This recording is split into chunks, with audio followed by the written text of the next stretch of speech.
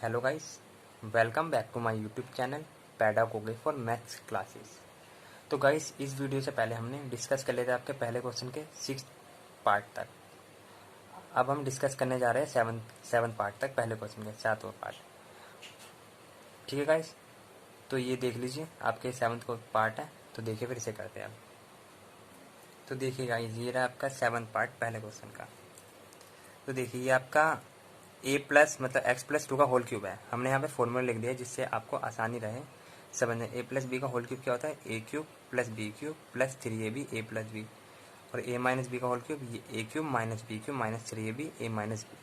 तो देखिए, जो आपका 7th पार्ट है, सबसे पहले लेफ्ट हैंड साइड ये है आपकी, तो इसे ले लीजिए एक्स प्लस 2 का होल क्यूब। तो देखिए, एक्स क्यूब प्लस 2 का क्यूब होगा आपका 8 प्लस 3, ए है आपका x और ये है 2, तो 3 2 6, ये हो जाएगा आपका 6x ए प्लस बी एक्स प्लस 2। तो देख लीजिएगा, इसमें आपको दिक्कत नहीं होनी चाहिए, बहुत ही आसान क्वेश्चन है, बस फॉर्मूला लगाना है एक्स स्क्वायर माइनस 1। तो इसकी आपको मल्टीप्लाई करनी, चले वो भी कर लेते हैं। देखिए, एक्स क्यूब प्लस 8, इसकी इससे मल्टीप्लाई करेंगे तो होगा आपके 6x स्क्वायर, और इससे इसकी करेंगे तो 6 2 12x। तो देगा फिर आप इससे, आप पहले भी इसकी मल्टीप्लाई कर सकते थे, लेकिन अब कर रहे हैं 2x की इससे करेंगे तो 2x क्यूब होगा, क्योंकि x की s से मल्टीप्लाई तो 2x क्यूब, और यहाँ पे होगा 2x। तो देखिएगा, जब आपने इस तरीके से सॉल्व कर लिया तो ये आपकी लेफ्ट हैंड साइड है, ये राइट हैंड साइड है। आप इन दोनों डिजिट को इधर भेज दीजिए, इन दोनों चीज़ों को। एक्स क्यूब प्लस 8 सबसे पहले ऐसे लिख दीजिए, जिससे आपका कोई भी नंबर छूटे ना, कोई भी वेरिएबल छूटे ना। ये इधर प्लस का था, कुछ इसके आगे कोई भी साइन नहीं तो इधर माइनस का हो जाएगा, इधर आएगा तो 2x क्यूब, और इधर ये माइनस का तो इधर प्लस का हो जाएगा। तो देख लीजिए, दिक्कत नहीं हो रही होगी आपको बिल्कुल भी। ये हो गया आपका एक्स क्यूब और ये माइनस 2x क्यूब है, तो यहाँ कितना बचेगा? Minus x cube. और यहाँ आपको दिया हुआ है प्लस 8, और कोई डिजिट है और कोई डिजिट नहीं है, तो ये आपका हुआ प्लस 8। यहाँ आपको दिया हुआ है 6x स्क्वायर, और कहीं पे आपको 6x स्क्वायर दिया हुआ है। देखिए, फिर ये आपका 6x स्क्वायर है, तो इसे ऐसे रहने दीजिए। फिर यहाँ आपका ये 12x दिया हुआ है, और यहाँ 2x, तो ये हो गया आपका 14x। तो देख लीजिए, इसे हमने सोल्व कर दिया, और आपका ये एक्स स्क्वायर की फॉर्म में नहीं आ रहा, क्योंकि इसमें हाईएस्ट क्वाड्रेटिक इक्वेशन वो होती है जिसकी हाईएस्ट डिग्री 2 होती है, तो इसमें तो 3 है, तो नहीं है। इसका मतलब no, it is not a quadratic equation. आप इस तरीके से लिख सकते हैं, no it is not a quadratic equation, लिख दीजिए। चलिए फिर नोट कर लीजिए। अब 7 देखते हैं। ये 7th हो गया आपका। अब 8 क्वेश्चन देखते हैं।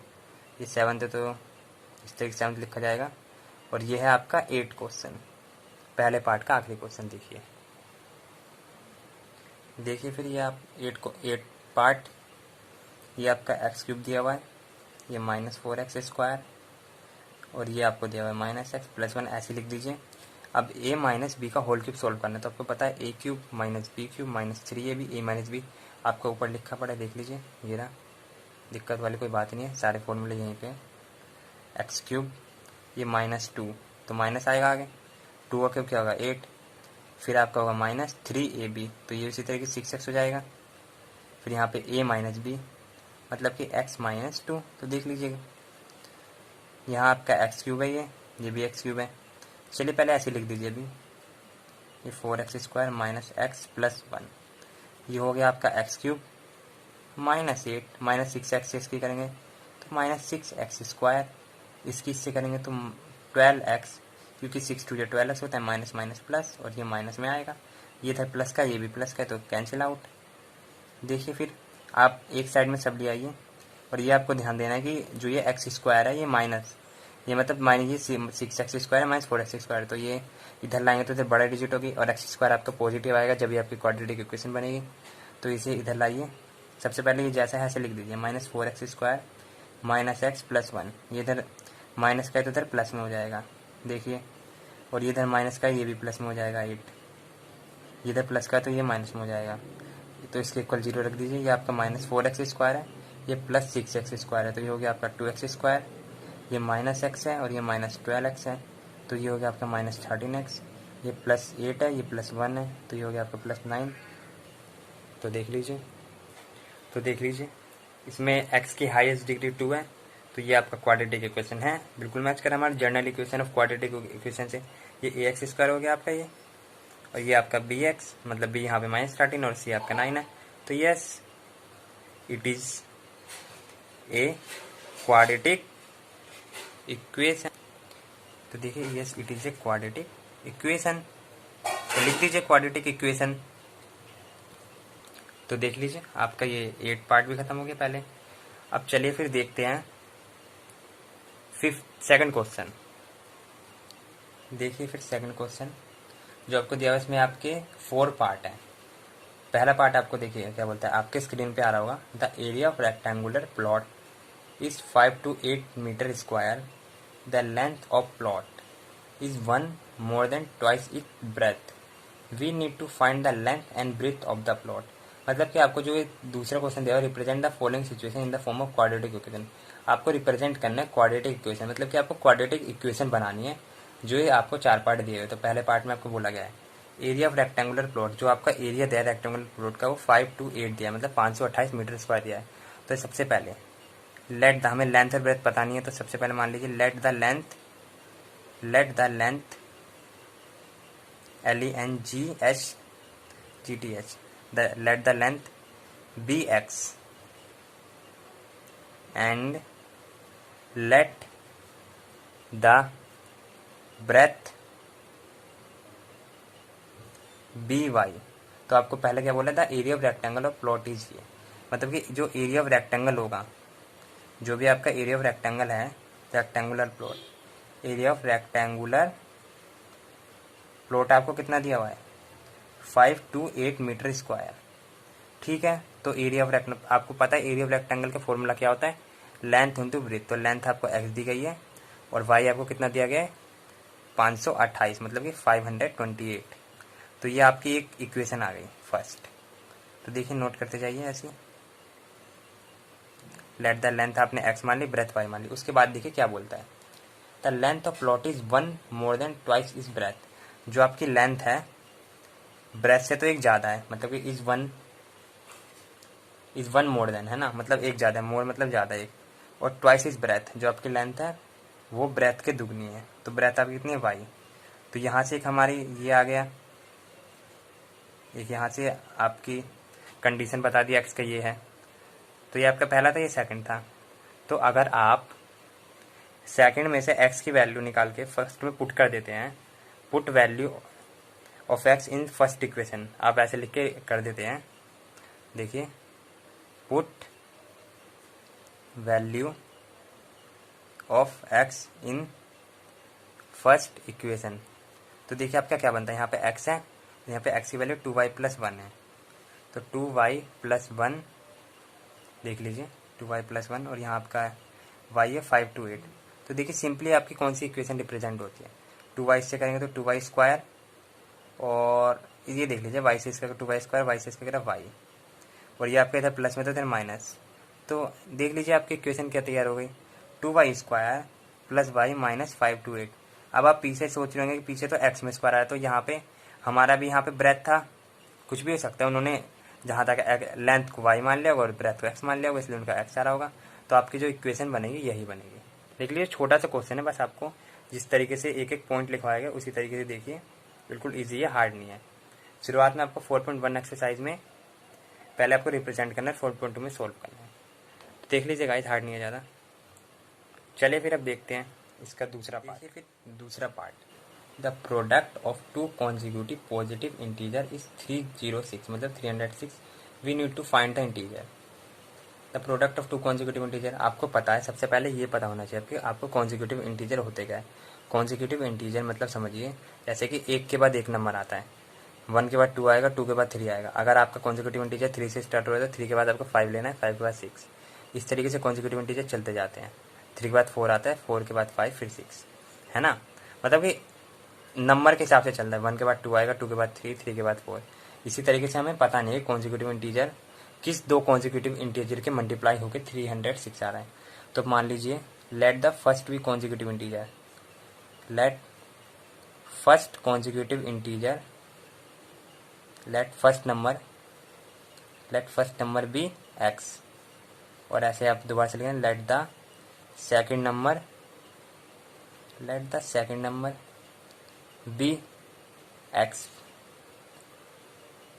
प्लस वन, क्योंकि अगर ये आपका 1 होगा तो ये 2 होगा, ये 2 होगा तो ये 3 होगा।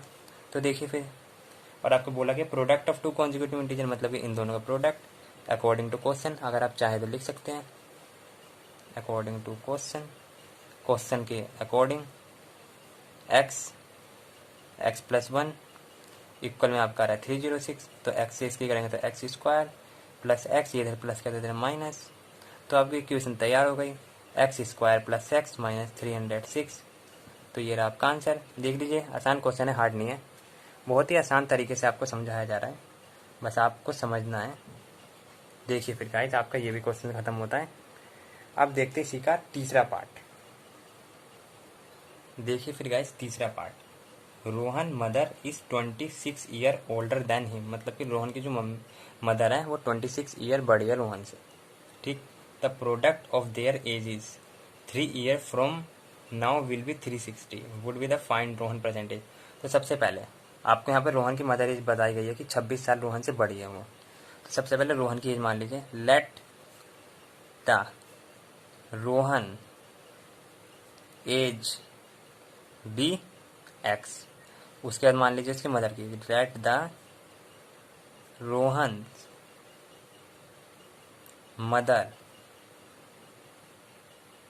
एज बी क्या होगी, देखिए क्या होगी, रोहन की एज एक्स है तो रोहन की मदर की एज क्या होगी, क्योंकि रोहन की जो मदर है वो 26 साल बड़ी है रोहन से, तो रोहन की एक्स है तो ये एक्स प्लस 26 होगा, क्योंकि 26 साल बड़ी है। जैसे कि मान लीजिए रोहन की एज 10 थी, तो यहाँ 10 प्लस 26 कितना हो जाता, 36 हो जाता। इसी हिसाब से हमें रोहन की एज पता नहीं तो हम नेक्स्ट मान लिया, यहाँ पे एक्स प्लस 26 कर दिया। उसके बाद जो बोला गया है, the product of their age is 3 year from now. तो देखिए फिर 3 साल के बाद, आफ्टर 3 ईयर्स 3 साल के बाद रोहन की जो एज होती है वो 3 साल बड़ी हो जाती है। 3 साल के बाद तो ये रोहन की होगी एक्स प्लस 26, मतलब कि एक्स प्लस 3, ये हो गई आपकी रोहन एज। और जो रोहन की मदर की एज हो जाती है वो हो जाती है एक्स प्लस 26 में 3 ऐड करेंगे तो एक्स प्लस 29 हो जाएगा।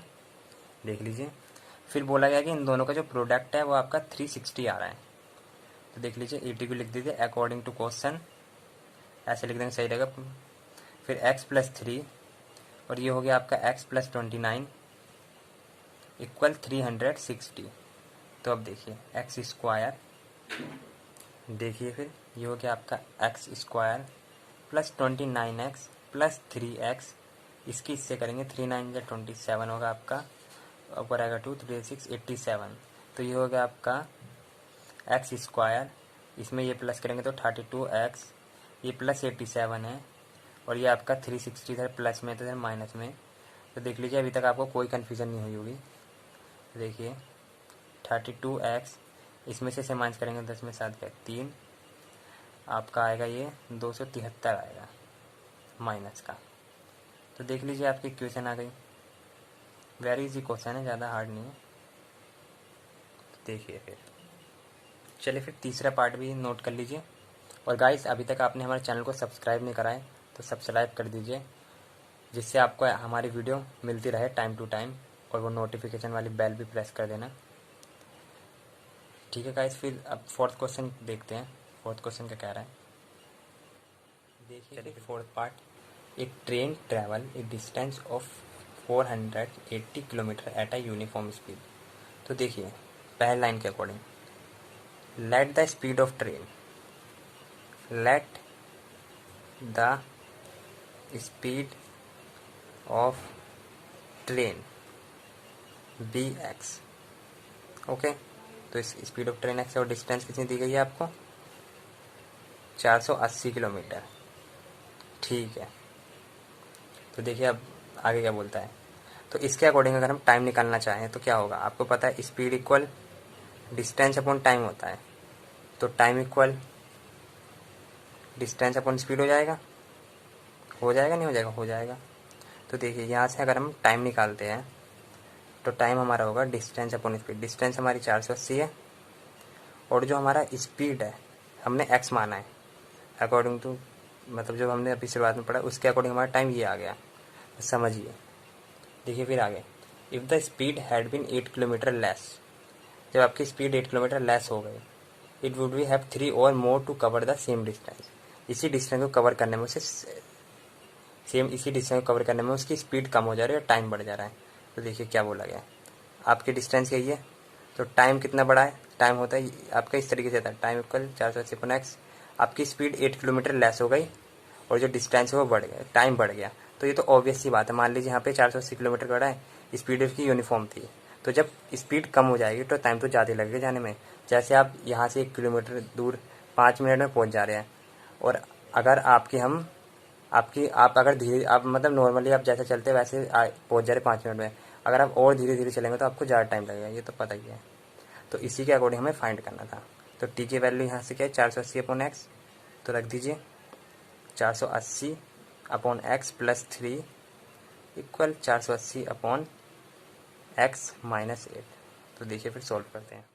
देखिए फिर इस तरीके से आपको दिया हुआ है, तो आप ये इधर प्लस का है तो इधर भेज दीजिए माइनस का, इधर बचेगा आपका 3, ये हो जाएगा 480/x माइनस 8 माइनस 480/x।